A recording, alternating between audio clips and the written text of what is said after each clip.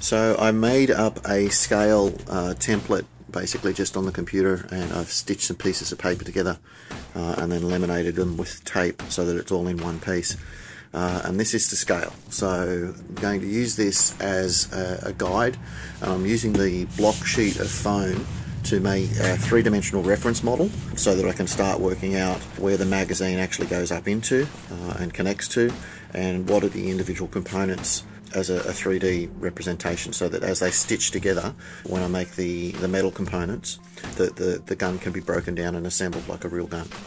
Now that I've got it traced out, I'll cut that out as one solid piece, and then I'll use the remainder of the foam blocking to actually start breaking down the model. Some of this I'll be able to cut up into individual component pieces. In other areas, like the magazine and the barrels, where they actually continue into the body of the rifle, I will actually have to make up separate component pieces, so that effectively what I've got is a model of the individual pieces ready for either casting or replicating in metal.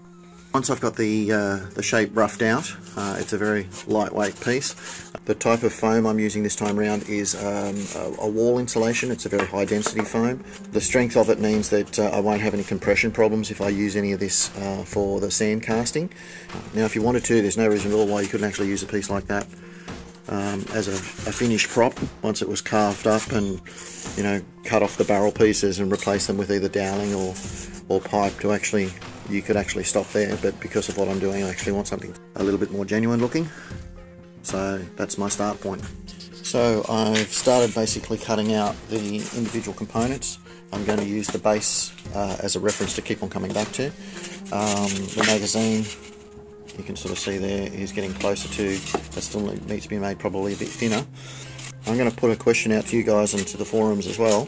In a real world application of this gun, okay, so it's a fantasy based weapon, but in a real world application of this gun, would the magazine be a magazine that held projectiles of some sort, or would it be a power cell? That's just a little one out there. So based on the movie, do you think that the magazine would be a power cell, or do you think the magazine would actually be something that held projectiles? I'm sort of leaning towards it being a power cell, but at this stage I'm not entirely sure which way I'm going to go. Once it's all made from metal and that sort of stuff, I kind of like the idea of this having some sort of, I don't know, maybe LED sort of power up sort of element in it or something like that, but I'm not entirely sure which way I'm going to go with that at the moment. But I'd like to know your feedback on that, on what you think it might be. As I get the individual components shaped and cut to size, I'm just going to work on higher degrees or ever increasing degrees of detail until they are pretty much sort of mock up in their own right, and then from there I'm actually going to work out whether or not it's going to be a piece that's going to be cast, like the handle here will actually probably end up being a piece that's cast in the alloy, and then whether or not it's going to be made from box aluminium, similar to this sort of stuff. So that's the primary component just roughly cut out. I've already started to skin the top of that back to the proper thickness, or what should be the proper thickness.